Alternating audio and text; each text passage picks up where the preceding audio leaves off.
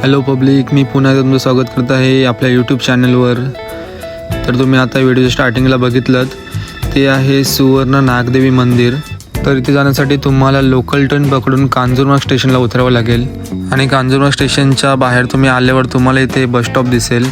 बघा मी तिकीट घेतलेलं आहे, फक्त 12 रुपये तिकीट आहे. पवई प्लाझा तुम्ही बघू शकता. 602 नंबरची बस आहे आणि त्यासाठी बरीच पब्लिक थांबलेली आहे लाईनमध्ये.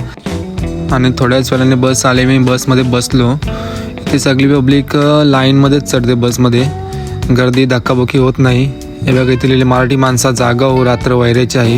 हे बरोबर, अगदी बरोबर लिहिलं आहे, कारण हल्ली मराठी माणूस मुंबई सोडून मुंबईच्या बाहेर चालला आहे. स्टेशनपासून हे मंदिर फक्त 3 किलोमीटरच्या अंतरावर आहे आणि 15 मिनिटाचा प्रवास केल्यावरच मी गेटवे प्लाझा या बसस्टॉपवर उतरलो. तुम्हाला पण याच बसस्टॉपला उतरायचं आहे, कारण इथून फक्त जेमतेम 400 ते 450 मीटरवर ते मंदिर आहे. तर चला आपण जाऊया, मी तुम्हाला घेऊन जातो त्या मंदिरात. हे कांजूरमार्ग येथील सुवर्ण नागदेवी मंदिर आहे. हे एक प्रसिद्ध मंदिर असून त्याची नेमकी ऐतिहासिक माहिती सार्वजनिकरित्या कमी उपलब्ध आहे, परंतु हे मंदिर नागदेवीच्या पूजेसाठी ओळखले जाते आणि मुंबईतील स्थानिक भाविकांसाठी महत्त्वाचे आहे. 5 मिनिटातच मी मंदिराच्या बाहेर पोहोचलो. मंदिराच्या गेटची एंट्री तुम्ही बघू शकता, खूप छान आहे. मंदिराच्या गेटमधून आतमध्ये प्रवेश करताच तुम्हाला हातपाय धुण्याची व्यवस्था आहे. तिथे मी हातपाय धुतले आणि प्रथम तुम्हाला ज्यांच्यामुळे आपल्या आज देवाऱ्यामध्ये देव आहे अशा छत्रपती शिवाजी महाराजांचं दर्शन होईल. महाराजांना मुजरा केला आणि मी पुढे गेलो. मंदिराच्या आतमध्ये कार पार्किंग आणि गाडी पार्किंगसाठी सुद्धा जागा आहे. तुम्ही बघू शकता मंदिराचा कलश खूप छान आहे. तुम्हाला मंदिराच्या आतमध्ये जागोजागी अशा घंटा बघायला भेटतील. खूप साऱ्या घंटा ते टांगलेले आहेत.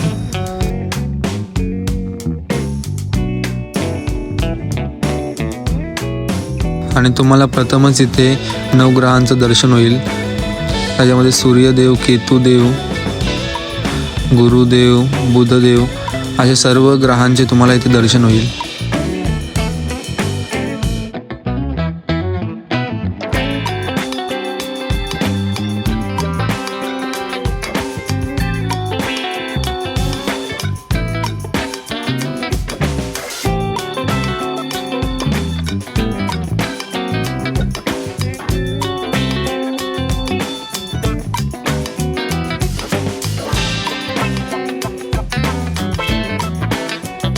नंतर लगेच तुम्हाला शनिदेवाचं दर्शन होईल आणि शनिदेवाच्या मंदिरावर एक पाट लिहिलेलं आहे, डोंट टच शनीश्वरा. म्हणजे लेडीजसाठी शनिदेवाचं दर्शन घेणं मनाई केलेलं आहे.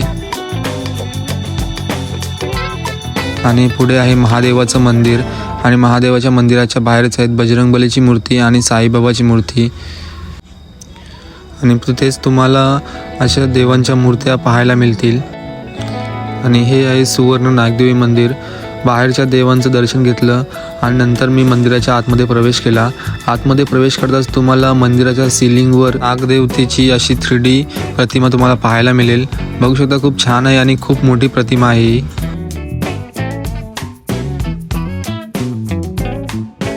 आणि नंतर मी सुवर्ण नागदेवीचं दर्शन घेतलं आणि इथे मंदिराची सजावटीचं काम चालू होतं. बहुतेक येत्या 1-2 दिवसात इथे मंदिरात पूजा वगैरे असेल. आणि मंदिराच्या आतमध्ये तुम्हाला सोबतच लक्ष्मी माता आणि सरस्वती मातेचं दर्शन होईल. नंतर पुढे जाऊन मी महादेवाचं दर्शन घेतलं.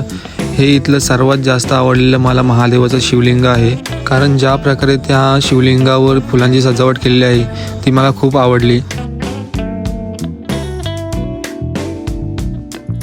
तुम्ही बघू शकता, खूप छान वाटेल. मंदिराच्या आतमधल्या समया आहेत त्या पण खूप मस्त आहेत. मंदिराच्या दुसऱ्या दरवाजाने मी बाहेर आलो. मंदिरांच्या खांबावरचं हे नक्षीकाम तुम्हाला पण खूप आवडेल, कारण खूप छान आहे ते.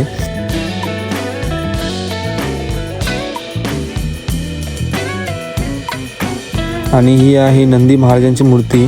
आता आपण जिथे शिवलिंगाचं दर्शन घेतलं त्या मंदिरासमोरची नंदीची मूर्ती आहे.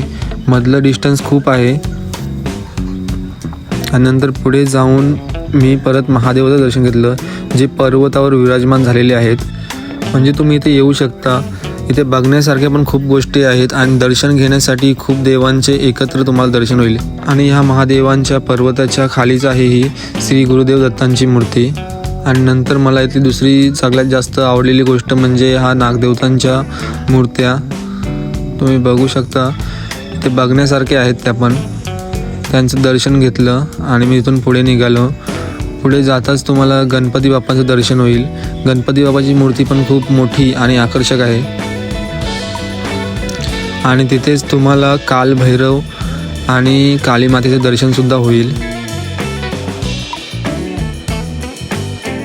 आणि याच मंदिराच्या परिसरातल्या दुसऱ्या 2 छोट्या मंदिरांचं तुम्हाला दर्शन होईल. हे आहे ब्रह्मलिंगेश्वर स्वामी मंदिर.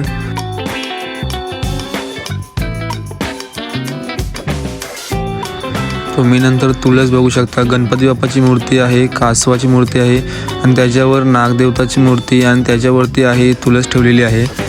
तर तुम्ही इथे नक्कीच या दर्शनासाठी. तुम्हाला खूप साऱ्या गोष्टी बघायला मिळतील.